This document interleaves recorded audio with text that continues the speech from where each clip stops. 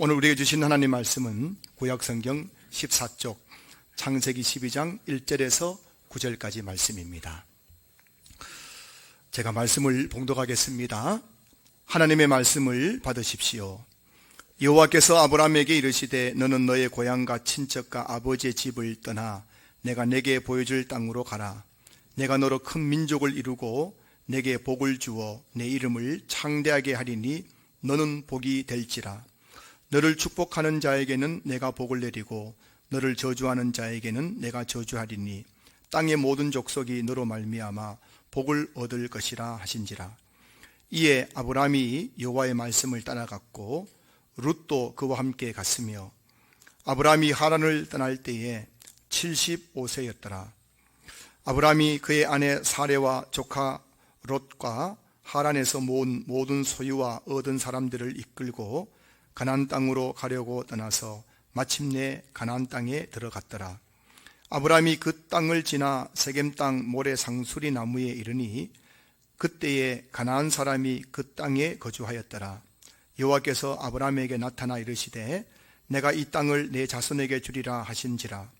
자기에게 나타나신 하나님께 그가 그곳에서 제단을 쌓고 거기서 베델 동쪽 산으로 옮겨 장막을 치니 서쪽은 베델이요 동쪽은 아이라. 그가 그곳에서 여호와께 제단을 쌓고 여호와의 이름을 부르더니 점점 남방으로 옮겨갔더라. 아멘. 할렐루야. 주일 예배 오시는 우리 성도님들 주의 이름을 환영하고 축복합니다. 우리 서로 인사 좀 나누시겠습니다. 옆에 계신 분들 보시면서 반갑습니다, 사랑합니다, 축복합니다 인사 좀 나누시겠습니다. 늘 말씀드리지만 예배는 위로만 쳐다보고 예배 드리는 것이 아닙니다. 예배는 위와 옆을 보면서 드리는 것이 예배라는 사실을 여러분 꼭 기억하셔야 돼요. 옆에 있는 형제와 화목하지 못한 예배는 결코 하나님께서 기뻐 받는 예배가 아니에요. 그래서 늘 우리는 그냥 교회 와가지고 구석에 그냥 하나님 예배만 드리고 가는 거, 그게 예배 아닙니다. 위로는 하나님께 예배 드리는 것이면 옆으로는 형제와 화목하는 것이 그게 예배, 주일 예배의 본질임을 기억하시면서 늘 우리 성도님들 늘 교회에 오셔서 성도와의 풍성한 아름다운 교제와 함께 하나님과의 저 인격적인 귀한 만남을 통해서 예배 그 영광스러움을 많이 경험하는 그런 성도들 되었으면 좋겠어요. 여러분, 이 주일은 하나님께서 우리에게 안식 주시는 날입니다. 그리고 우리에게 복을 주시는 날이에요. 그런데 하나님께서 우리에게 주시는 이 복과 안식을 누리는 방편이 바로 예배입니다. 그래서 이 주일 예배를 통해서 하나님께서 우리에게 약속하신 안식을 누리게 하시고 약속하신 하늘의 신령한 복으로 우리를 채워주시는 거예요. 그러니 이 주일 예배가 얼마나 중요한지, 주일 예배 드리지 않고서는 하나님께서 주시는 안식과 복을 누릴 수가 없는 거예요. 그래서 여러분들이 이 주일 예배가 얼마나 내 삶에 소중한지 알고 이 주일 예배에 정말 목숨 거는 성도들 되었으면 좋겠습니다. 이 한 시간이 막 지겹고 억지로 잠을 참는 그런 고통스러운 시간이 아니라 성령 안에서 자유함을 누리면서 막 기쁨이 넘치고 마음에 말할 수 없는 감격과 감동이 넘치는 그런 예배가 되었으면 좋겠어요.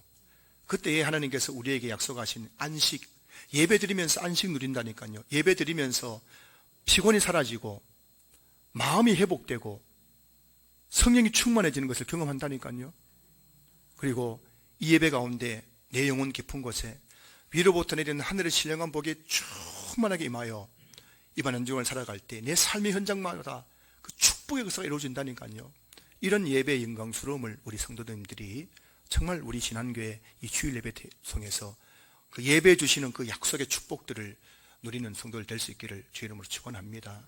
제발 여러분들 이 한 시간이 잠 쫓다가 끝나는, 잠을 쫓다가 잠과의 전쟁에서 고통당하는 시간이 아니라 잠에서 완전히 자유하고 정말 풍성한 하나님과 교제가 넘치는 그런 신령한 예배 될 수 있기를 소망합니다. 얼마 전 우리 교회가 후원하고 있는 대만의 강준규 선교사님이 갑작스럽게 저녁에 뇌졸중이 와서 쓰러진 후에 하나님의 부름을 받고 천국에 가셨습니다. 대만에서 화장한 후 지난주 목요일 경남 창원에 있는 고신 선교사 묘원에 안장되어 천국 환송 예배를 드렸습니다. 저도 이 자리에 참석해서 함께 예배를 드리고 유족을 위로하는 시간을 가졌습니다. 천국 환송 예배를 드리면서 기도하신 목사님, 설교하신 목사님, 선교사님, 그리고 조사를 낭독하신 선교사님이 공통적으로 언급하신 내용은 하나님, 남겨진 우리 유족들 하나님께서 책임져 주시고 선하게 인도해 주십시오 라는 그런 간구의 말씀들이었습니다. 갑작스럽게 남편과 아내를 천국으로 보내고 남겨진 사모님과 어린 두 딸이 앞으로 어떻게 살아갈 수 있을까? 그곳에 모인 모든 분들이 안타까운 마음으로 염려하는 모습을 봤습니다. 사랑하는 성도 여러분, 이제 남겨진 유족들 어떻게 살아가야 할까요? 막막하기만 합니다. 이 선교사님 가정에는 집도 없어요. 모아둔 돈도 없습니다. 의지하고 도와줄 그 부모 형제도 없대요. 사모님 무슨 기술이 있는 것도 아니고 할 줄 아는 것이라고는 복음 전하는 것밖에 할 줄 아는 게 없습니다. 이런 상황에서 갑작스러운 선교사님의 죽음, 그 남겨진 유족들, 그 어린 두 딸을 데리고 어떻게 살아가야 할까요? 오늘은 그리스도인의 확신 마지막 시간으로 인도의 확신에 대해서 함께 말씀을 나누려고 합니다. 그동안 우리는 그리스도인들이 가져야 할 확신에 대해서 함께 말씀을 나누었습니다. 여러분이 정말 그리스도인답게 신앙생활을 하려면은 5가지 확신이 필요하다고 말씀드렸습니다. 첫째는 구원의 확신입니다. 내가 예수님 믿고 죄에서 구원받아서 오늘 당장 죽더라도 나는 천국에 들어갈 확신이 있다. 이 확신이 있어야 진짜 제대로 된 신앙생활을 할 수 있는 거예요. 두 번째는 기도응답의 확신입니다. 정말 우리가 예수님 이름으로 하나님 앞에 기도하면은 그 기도는 반드시 응답해 주신다. 이 확신이 있어야 정말 우리가 어려운 당할 때마다 기도할 수 있고 그 기도를 통해서 하나님의 기적을 체험할 수 있게 된다는 거 말씀드렸습니다. 세 번째는 승리의 확신입니다. 인생에는 많은 고난이 있지요. 그러나 그 모든 고난, 우리 반드시 그 고난의 하나님께서 우리를 승리하게 해주신다.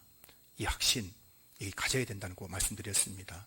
그리고 지난 주일에는 사죄 확신입니다. 우리 이 땅을 살아가면서 자범죄, 죄를 지을 때가 있습니다. 구원받았지만 여전히 우리는 죄를 짓습니다. 그런데 우리가 구원받은 성도들이 어떤 죄를 짓든지 하나님 앞에 자백, 그 죄를 인정하고 고백하고 용서를 구하기고 하면은 하나님 반드시 그 죄를 용서해 주신다는 그 사죄 확신에 대해서 말씀을 나누었고요.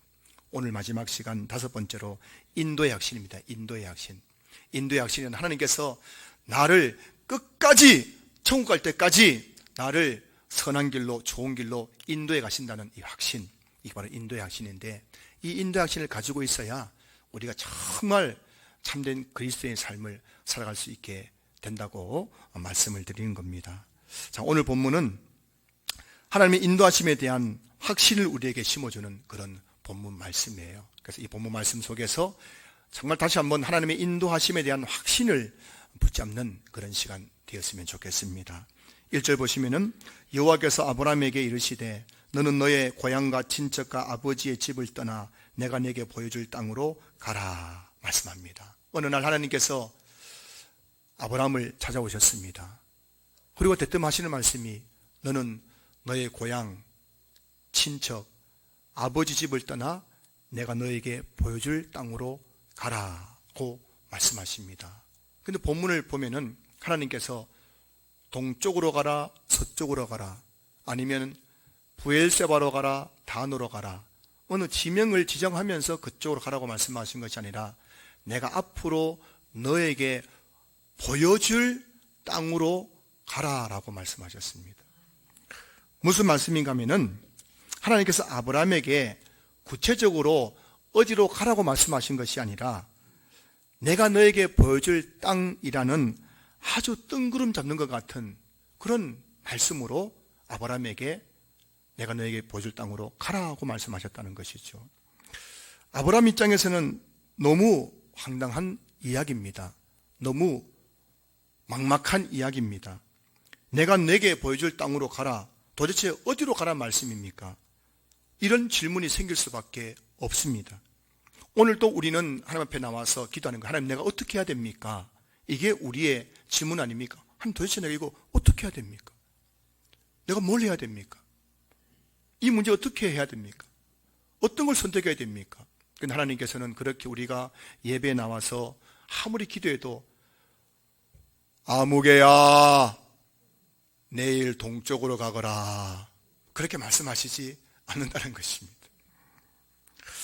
자, 근데 여러분, 내가 내게 보여줄 땅으로 가라 할 때 이 땅으로라는 그 히브리어 단어가 그 오늘 본문 원어 성경에는 뭐라고 되어 있냐면은 하아레츠라는 단어로 쓰여져 있어요. 근데 하아레츠가 뭐냐면은 아레츠는 땅이라는 단어고 하라는 단어는 히브리 정관사인데 그라는 뜻입니다. 하나님께서 뭐냐면은 내가 너에게 보여줄 그 땅으로 가라고 말씀하셨다는 거예요. 아브라함은 그 땅이 어디입니까? 하나님 알려주지 않습니다. 하나님께서 알려주지 않은 채 하나님께서는 내가 너에게 보여줄 그 땅, 하나님이 이미 그 땅이 어딘지 알고 계신 거죠. 하지만 아브라함에게는 말씀해 주지 않았습니다. 그 땅은 우리가 잘 아는 것처럼 바로 지금 이스라엘 백성들이 살고 있는 가나안 땅이죠. 가나안 땅. 지금 이스라엘에 있는 가나안 땅. 내가 앞으로 너에게 보여줄 테니 무조건 정든 고향 아버지 집을 떠나가라고 하니 아브라함의 지금 심정은 막막하고 앞이 깜깜하고 어떻게 될지 모르는 상황이에요. 우리도 그런 마음을 가지고 오늘 예배에 오신 분들이 계실지 모르겠습니다. 그때 그 아브라함의 심정을 히브리서 기자는 이렇게 표현하고 있습니다. 히브리서 11장 8절 믿음으로 아브라함은 부르심을 받았을 때에 순종하여 장래 유업으로 받을 땅에 나아갈새 갈 바를 알지 못하고 나아갔으며. 아브라함이 하나님의 부름을 받았을 때에 창세기 12장에는 구체적으로 나오지 않지만은 아브라함의 그 마음은 갈 바를 알지 못하는 거예요. 어디로 가란 말이지? 내가 어떻게 하란 말이지?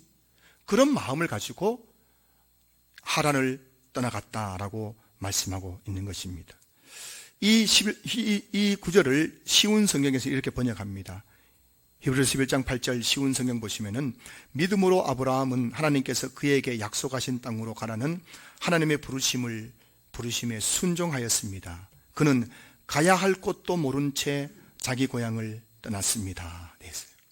여러분, 아브라함은 가야 할 곳도 모른 채 고향을 떠났다는 거예요. 하나님의 말씀에 순종하기 위해서. 자, 여기 보실까요? 하나님께서 아브라함에게 보여줄 구체적인 땅은 이미 정해져 있습니다. 하지만 하나님은 그것을 아브라함에게 말씀하지 않았죠. 그래서 아브라함은 어디로 갈지 모르는 거예요. 그래서 갈 바를 알지 못하고 있는 상황입니다. 하나님은 이미 알고 계시고 가라고 하시고 아브라함은 모르고 갈 바 알지 못하고 가고 있는 겁니다. 이 두 가지의 이 간극, 엄청난 간극 아닙니까? 우리의 모습 아니에요. 하나님은 우리의 과거, 현재, 미래를 다 알고 계시죠. 그러나 우리는 지금 모르잖아요. 그러니까 얼마나 지금 우리가 염려가 되고 걱정되고 고민되고 갈등이 되고 힘들고 두렵고 낙심이 되고 얼마나 그래요. 이 두 가지 간극. 근데 여러분, 아브라함은 이 두 간극을 무엇으로 극복할 수 있었을까요? 이해되시겠습니까? 제가 이 문장을 좀 여러분이 쉽게 이해하도록 다듬다는 게 못 다듬었어요. 이 두 가지 간극. 하나님 이미 다 알고 계시면서 가라고 하시고 아브라함은 어딘지 모른 채 갈 바 알지 못하고 가야 되는 이 상태, 이 상황, 이 두 간극. 아브라함은 이것을 어떻게 극복할 수 있었느냐? 첫째는 바로 믿음이었습니다. 믿음. 히브리서 11장 8절 말씀 다시 보시면 믿음으로 아브라함은 부르심을 받았을 때에 순종하여 장래 유업으로 받을 땅에 나아갈새 갈 바를 알지 못하고 나아갔으며. 자, 여기 보세요. 아브라함이 갈 바를 알지 못하고 나아갔는데 뭐로 갔단 말입니까? 믿음으로. 무슨 믿음입니까? 하나님을 믿는 믿음이었습니다. 자, 여러분, 아브라함이 믿는 하나님은 어떤 분이었을까요? 우리가 예배 시작하면서 고백했던 사도신경을 보면은 이렇게 되어 있습니다. 나는 전능하신 아버지 하나님, 천지의 창조주를 믿습니다 라고 고백했어요. 아브라함이 믿는 하나님은 어떤 분이었습니까? 전능하신 하나님이었습니다. 능치 못함이 없는 전능하신 하나님을 아브라함이 믿었다는 거예요. 두 번째, 아브라함은 아버지 하나님을 믿어요. 전능하신 아버지 하나님. 아브라함은 하나님을 아버지라고 믿었던 거예요. 하나님은 삼촌이 아니고 옆집 아저씨가 아니고 내 아버지, 이것을 아브라함이 믿었다는 겁니다. 세 번째는 천지의 창조주를 믿습니다. 아브라함은 내가 믿는 하나님은 이 천지, 이 세상 만물, 이 지구 안에 있는 그 모든 것들을 창조하신 하나님임을 믿었다는 것입니다. 그래서 아브라함은 어디로 가라고 말씀하지 않았기 때문에 갈 바를 알지 못했음에도 불구하고 하나님 말씀에 순종해서 고향 하란을 떠날 수가 있었다고 성경이 말씀하고 있는 것이죠. 사랑하는 성도 여러분, 아무리 사는 것이 힘들고 앞이 깜깜하더라도 여러분 또 이 아브라함이 믿었던 하나님을 믿을 수 있기를 주로 축복합니다. 하나님은 전능하신 하나님이십니다. 그분은 우리의 아버지십니다. 시아버지일까요? 친정 아버지일까요? 제가 보기엔 친정 아버지일 가능성이 많아요. 언제나 가서 안길 수 있는 친정 아버지, 투정 부릴 수 있고 뭔가를 요구할 수 있고 그 친정 아버지 같은 아버지, 그분은 이 천지 만물을 창조하셨어요. 그리고 지금도 이 세상을 통치하시고 다스리고 계신 하나님, 그 하나님께서 나 같은 이 아들 하나 책임져 주지 못할 것인가, 이 믿음을 가지고, 그 하나님을 믿는 믿음을 가지고 나아가는 우리 성도들 될 수 있기를 주로 축복합니다. 둘째로 아브라함은 이 두 관계를 어떻게 극복했을까요? 아브라함은 하나님 말씀으로 갈 바를 알지 못하는 그런 상황 속에서도 그는 하란을 떠날 수 있었다고 성경이 말씀하고 있죠. 오늘 본문 4절 보실까요? 이에 아브라함이 여호와의 말씀을 따라갔고 롯도 그와 함께 갔으며 아브라함이 하란을 떠날 때 75세였더라. 여러분, 아브라함이 75세라는 적지 않은 나이에 고향 하란을 떠났습니다. 저희 아버지는 75세 때에 자식들이 아버지 이제 우리 아파트 한 채 샀어요. 제 이야기 말고 저희 형제들 이야기입니다. 저는 아파트 없습니다. 혹시 목사님 아파트 숨겨놨나? 아니고요. 아파트 샀는데 너무 좋아요 아버지, 제 집에 하룻밤만 자고 가세요 했더니 저희 아버지가 싫다, 난 여기가 좋다. 75세쯤 되면요, 아무리 좋은 집도 싫은 거예요. 내 집이 좋은 거예요. 아브라함이 75세 때에 그 정든 고향 하란을 떠났습니다. 그런데 아브라함이 아무 생각 없이 떠난 것이 아니었어요. 아브라함도 다 생각이 있습니다. 어떤 생각이었을까요? 오늘 보면 4절 보면 아브라함이 여호와의 말씀을 따라갔고 그랬어요. 아브라함은 하나님의 말씀을 따라간 거예요. 그냥 아무 생각 없이 간 게 아니라, 여러분 아무 생각 없이 살지 마십시오. 사는 게 다 그렇지 아무 생각 없이 그냥 하루하루 살아가지 마시고 하나님 말씀을 따라 살아가는 성도들 될 수 있기를 주님 축복합니다. 아브라함은 하나님의 그 말씀을 딱 붙잡고 따라간 거예요.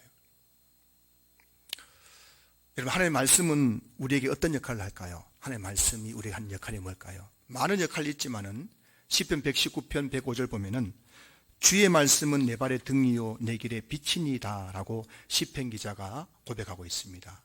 이 시편 119편이 기록될 당시에는 후레쉬가 없잖아요. 가로등이 없잖아요. 그래서 밖에 어두운 밤에 길을 갈 때에는 늘 등을 들고 다녔습니다. 등을 발 앞으로 이렇게 낮추면은 이 등불이 내 발을 비추어서 길을 안내해 주죠. 바로 발 밑에 있는 길을 비춰주잖아요. 그래서 그거 보면서 걸어가는 거예요. 그러다가 등을 높이 들면은 그 등불이 멀리까지 길을 비추어 주죠. 그래서 저 앞에 지금 장애물이 있구나, 또 돌이 있구나 보면서 그 피해가 갈 수가 있는 겁니다. 등이 어두운 밤에, 갈 바를 알지 못하는 그 어두운 밤에, 길을 찾을 수 없는 그 어두운 밤에 그 등이 우리의 길을 비추어 주는 것처럼 하나님 말씀은 어두운 세상을 살아가는 저와 여러분들에게 내일 일을 모르잖아요.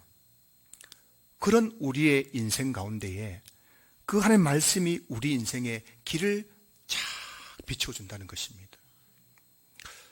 내가 어떻게 살아야 될지 모르는 사람들이 어느 날 교회에 나와서 말씀을 듣습니다. 설교를 듣습니다. 그리고 성경을 펴고 성경을 읽습니다. 앞이 깜깜했던 인생이었습니다.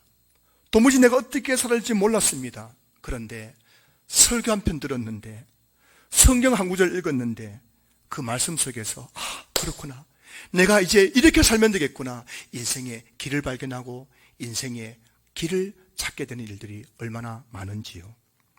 우리는 인생의 길을 알지 못해서 참 방황하고 낙심하고 절망에 빠질 때가 너무나 많습니다. 그러나 여러분, 그때에, 내 인생이 깜깜하고 어둠에 잠겨있는 그때에 내 인생의 한 줄기 빛을 비추어주는 것은 오직 하나님 말씀인 거예요. 하나님 말씀을 읽고 듣고 묵상하고 암송하고 공부하면서 아브라함처럼 하나님 말씀을 따라갈 때 내 인생길에 길이 보이기 시작하게 될 줄로 믿습니다. 인생의 길을 찾지 못한 분이 계십니까? 여러분, 여러분의 인생의 길을 밝히는 등불은 하나님의 말씀임을 기억할 수 있기를 주님으로 축복합니다. 하나님은 오늘 또 말씀으로 우리 인생길을 인도하시는 거예요. 하나님은 이미 저와 여러분의 삶의 모든 것을 알고 계시고 모든 것을 계획해 놓으시고 우리에게 가장 좋은 것을 다 준비해 놓으셨습니다. 그런데 하나님께서 그 길을 찾아가는 방법으로 우리에게 주신 방편이 바로 하나님의 말씀이에요. 그 하나님의 말씀을 따라서 한 걸음 한 걸음 믿음으로 나아갈 때에 하나님께서 우리를 위해 예비하신 그 아름다운 땅, 약속의 땅, 축복의 땅에 도달하게 될 줄로 믿습니다. 이런 백화점을 처음 만든 사람이 누군지 아시나요? 백화점을 처음 만든 사람. 이런 백화점 한 번씩 가시죠? 도대체 저 백화점 누가 만들었을까? 백화점을 처음 만든 사람은 미국의 존 워너 메이커라는 사람입니다. 존 워너 메이커. 이분이 백화점을 만들어서 어마어마한 부자가 되었어요. 그래서 이분의 닉네임 별명은 백화점 왕 존 워너 메이커입니다. 이 존 워너 메이커가 사업을 시작한 지 60년 되는 해 60주년 기념 행사를 하게 되었습니다. 그때에 많은 기자들이 왔고 그 중에 한 분이 이 존 워너 메이커에게 이런 질문을 했습니다. 회장님, 지금까지 투자한 것 중에서 가장 성공적인 투자는 무엇이었습니까? 라고 물었을 때에 그는 말합니다. 내가 10살 때에 내 인생 최고의 투자를 했습니다. 그때 나는 $2 75센트를 주고 빨간색 가죽 성경책을 한 권 구입했습니다. 이것이 내 인생에서 가장 큰 투자였습니다. 왜냐하면 그 성경이 나를 만들었기 때문입니다. 라고 고백했는 거예요. 그분의 책에 나오는 겁니다. 그분에 관련된 책에 나온 내용입니다. 자, 그러자 기자가 다시 묻습니다. 그러면 회장님, 누구든지 빨간색 가죽 성경만 사면은 회장님처럼 성공할 수 있는 겁니까? 라고 물었다는 거예요. 누구든지 그냥 $2 75을 주고 빨간색 가죽 성경 사면은 그럼 누구든지 다 성공할 수 있습니까? 라고 물었을 때에 이 존 워너 메이커가 이런 고백을 합니다. 아닙니다. 그렇지 않습니다. 그 성경책을 매일 읽고 그 읽은 말씀에 순종하면서 하나님의 말씀을 따라 살아가다 보면 어느 순간 성공이 내 앞에 다가와 있을 것입니다. 이런 이야기입니다. 여러분, 성공하고 싶으십니까? 그럼 정말 성공의 길을 걷고 싶으세요? 그렇다면 여러분들이 제가 성공하는 방법 알려드릴게요. 오늘 기독교 서점 가셔가지고 빨간색 가죽 성경을 구입하십시오. 그리고 그거를 보물단처럼 덮어두지 마시고 그걸 펴서 매일 읽으십시오. 그리고 그 말씀에 하라는 대로 순종하십시오. 여러분들은 반드시 성공의 길을 걷게 될 것이고 그 끝에 성공이 여러분을 기다리고 계실 줄로 믿습니다. 자, 여러분, 아브라함이 하나님의 말씀을 따라간 거예요. 갈 바를 알지 못했지만 하나님께 말씀하셨으니까는 그 말씀을 따라갔습니다. 자, 그러자 그 말씀을 따라간 그 끝이 어디입니까? 그 마지막 끝이 어디에 도달한 거예요? 자, 오늘 본문 보실까요? 5절 말씀이에요. 5절. 아브라함이 그의 아내 사레와 조카 롯과 하란에서 모은 모든 소유와 얻은 사람들을 이끌고 가나안 땅으로 가려고 떠나서 마침내 가나안 땅에 들어갔더라. 자, 오늘 보면 1절에서 하나님께서 아브라함에게 내가 너에게 보여줄 땅으로 가라고 했을 때 아브라함은 갈 바를 알지 못하고 앞이 막막한 가운데 고향 하란을 떠났습니다.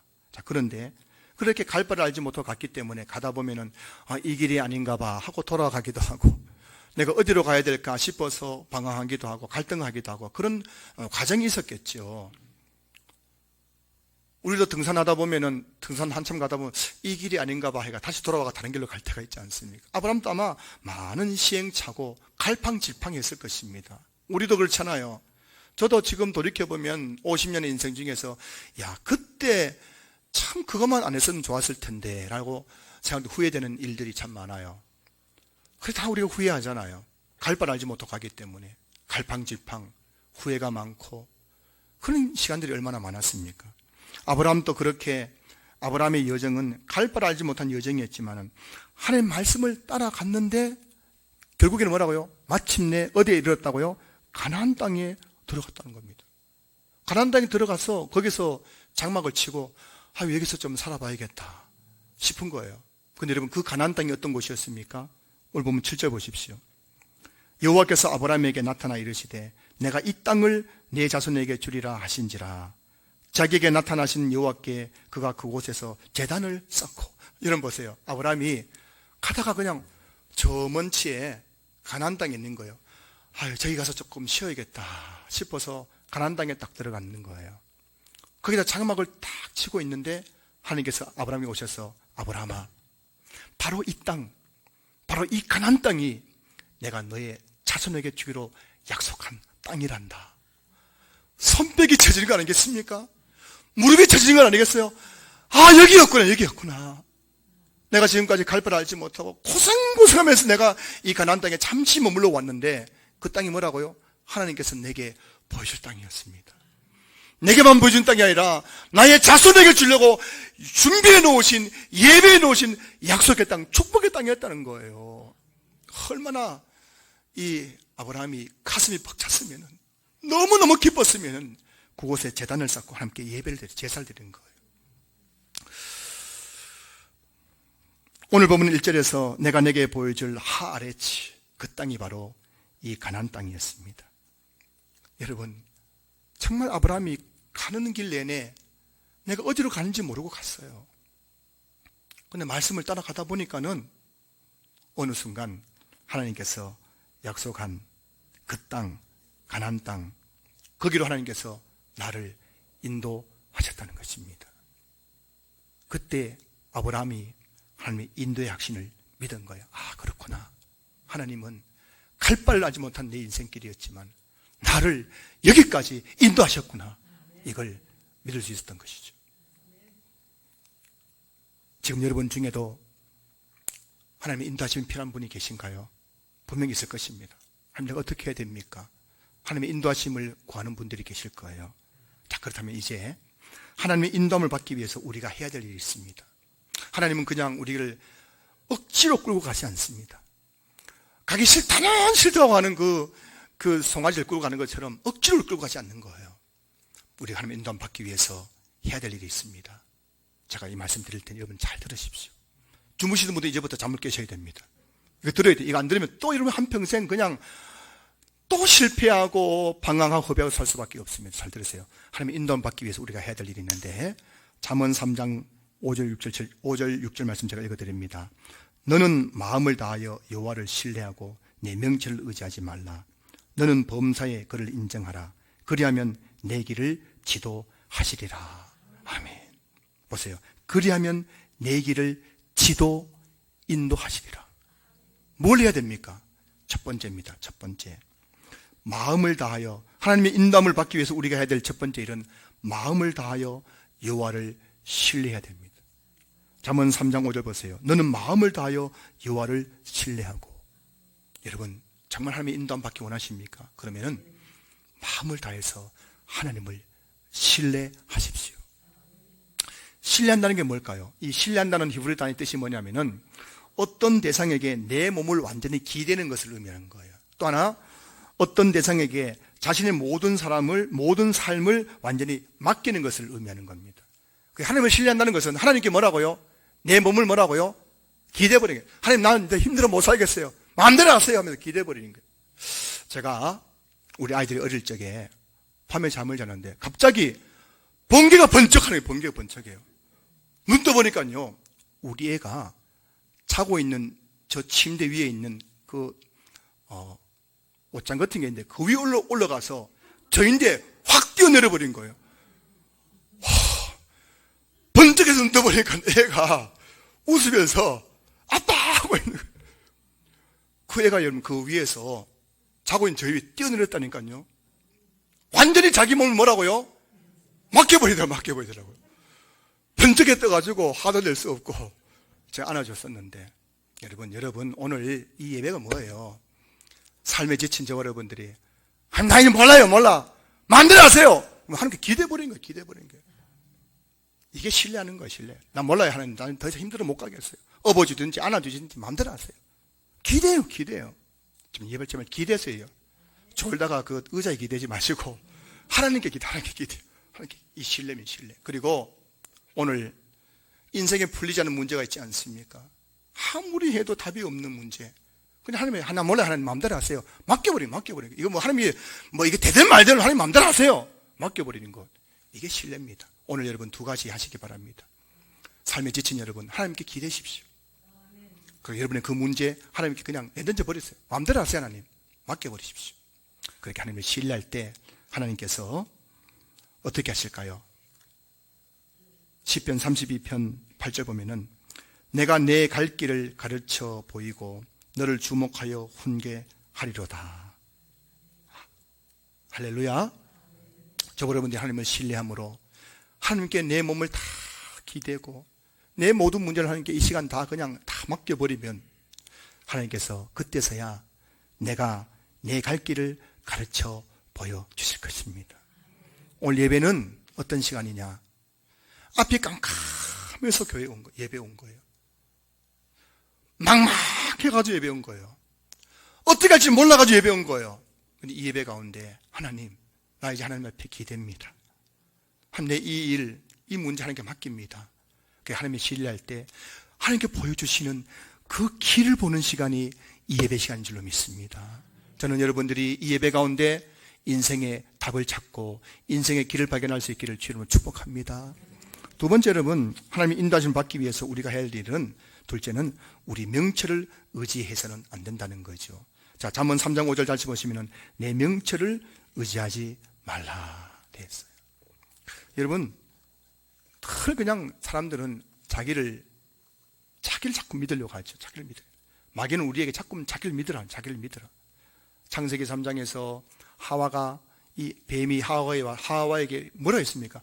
네가 이거 먹으면은 하나님 같이 될 것이라고, 하나님처럼 지혜롭게 될 것이라고 계속해서 마귀가 하와에게 이거 먹으라고 한 것처럼 오늘 또 마귀는 야, 너 할 수 있어. 넌 대단한 존재야. 계속해서 우리에게 자꾸 막 우리를 대단한 존재인 것처럼 자꾸 하는 거예요. 왜냐하면은 우리가 대단한 존재인 것처럼 생각되면 그때부터 하나님을 찾아야 안 찾아요? 안 찾거든요. 그래서 우리 주변에 보면은 자기 자신 믿는 사람들이 굉장히 많죠. 자신의 어떤 능력, 자신의 경력, 자신의 지식, 자신의 재력, 자신의 인맥, 이거 믿고 나는 걱정 없어. 나는 걱정이 없는 사람처럼 살아가는 사람이 얼마나 많아요. 자신의 인맥. 여러분, 저도 인맥 대단한 사람입니다. 저 알고 보니 저는요, 군포시장하고 전화하는 사이거든요. 제 전화하면 군포시장님이 예, 목사님. 제 함부로 여러분 지금 그리 우습게 보시면 안 됩니다. 많은 분들이 국회의원은 안다, 나는 누굴 안다 해가지고 그게 대단한 것처럼 말하지만, 여러분, 국회의원이 여러분 밥 먹여줍니까? 국회의원이 여러분의 인생을 책임져 줍니까?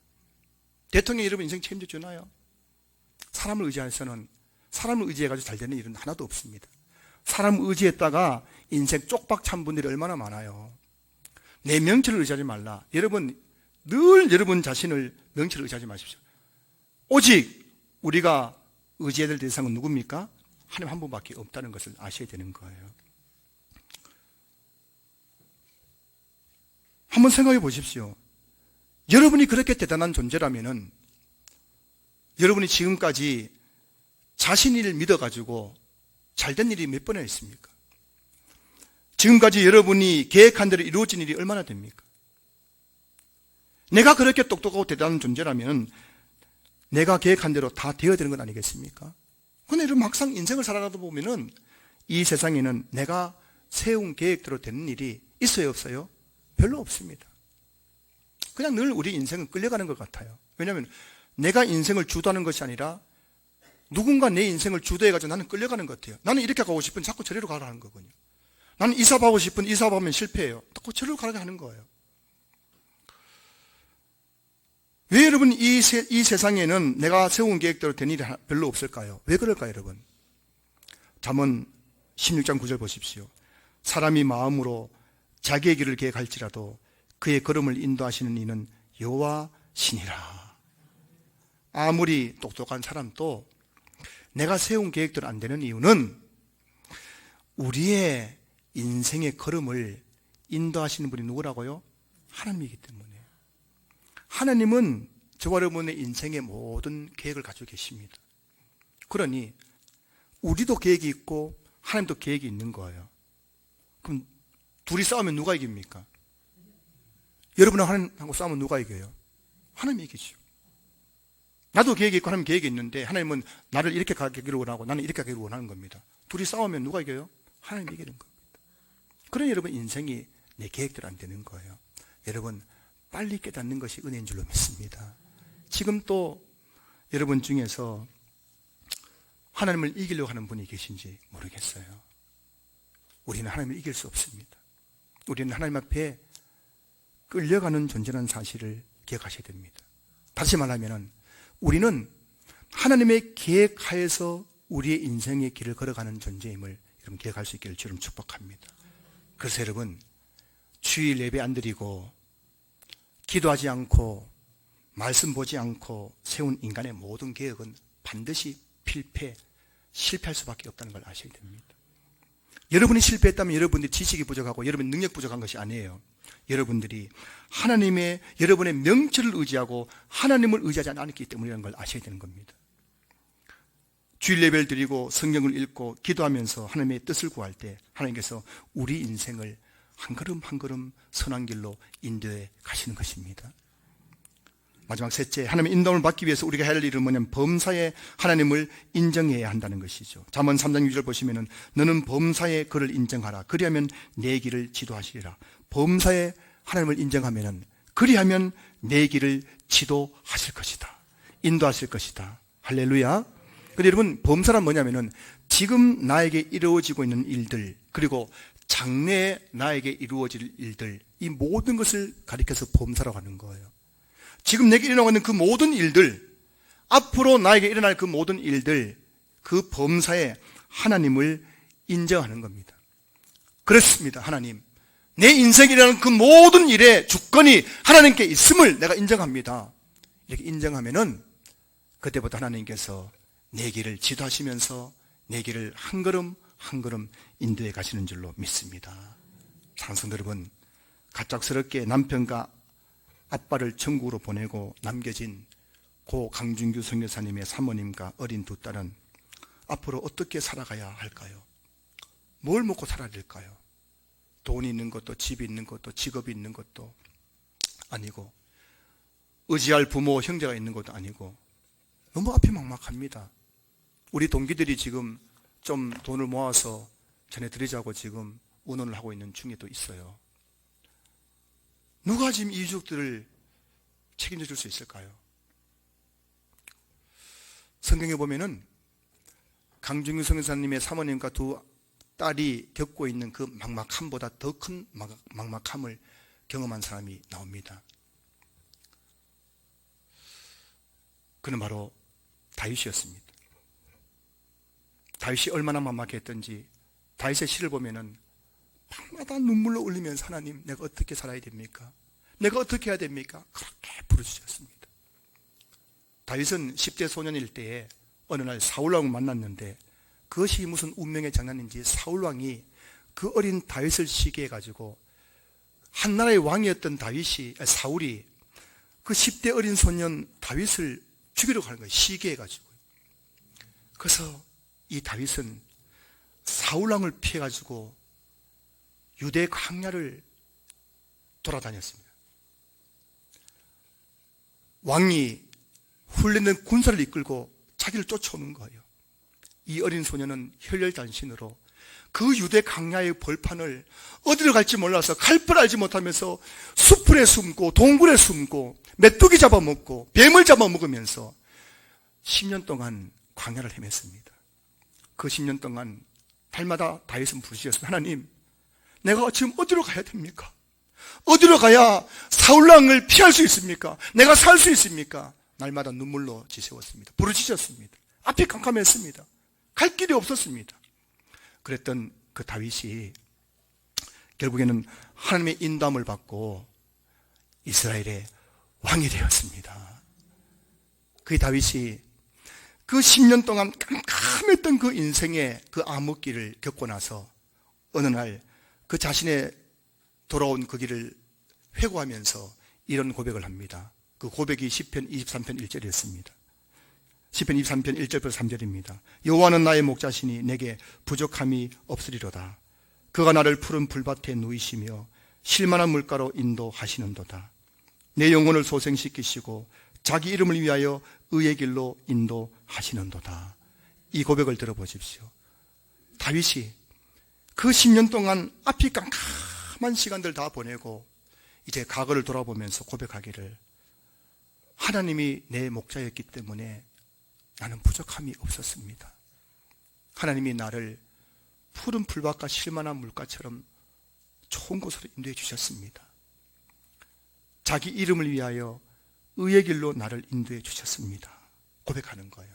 근데 여러분, 자기 이름을 위해서 의의 길로 인도한다는 게 무슨 의미냐면은 하나님이 자기 이름을 위해서 나를 의의 길로 인도했다는 거예요. 무슨 말이냐면은 저와 여러분들이 잘 되면은 누가 영광을 받아요? 영광을 받는 거예요. 그러니까 저와 여러분이 잘못되면 누구의 영광을 가리는 거예요? 가리는 거예요. 그 하나님은 자기 이름을 위해서 이 다윗을 의의 길로 끝까지 인도해 가셨고, 결국 다윗이 이스라엘 왕이 되었을 때 가장 영광 받으신 분은 누구였습니까? 하나님이셨죠. 여러분 기억하셔야 됩니다. 여러분이 잘못되면, 여러분 하나 잘못되면 끝나는 것이 아니라 하나님의 영광을 가리는 거예요. 하지만 저와 여러분들이 잘 되면 누가 영광 받는 겁니까? 하나님 영광 받는 거예요. 그렇기 때문에 하나님은 우리를 끝까지 버리지 않으시고 우리를 떠나지 않으시고 저와 여러분들을 의의 길로 계속해서 인도해 가시는 것입니다. 인생을 살다 보면 막막하고 앞이 깜깜하고 더 이상 길이 없어 보일 때가 있습니다. 그러나 그때도 하나님 여전히 우리와 함께 하시고 우리의 인생길을 인도하시는 줄로 믿습니다. 이 인도의 확신, 내가 지금 어떤 상황이 있든지 하나님은 지금 나와 함께 하시고 지금도 내 길을 의의 길로 푸른 풀마가 쉴만한 물가로 인도한다는 이 인도의 확신을 가지고 광야 같은 세상 속에서도 낙심하고 절망하고 슬퍼하고 단식하지 말고 주님 한 번 바라보면서 끝까지 나아가는 성도들 될 수 있기를 주 이름으로 축원합니다. 축원합니다. 축원합니다.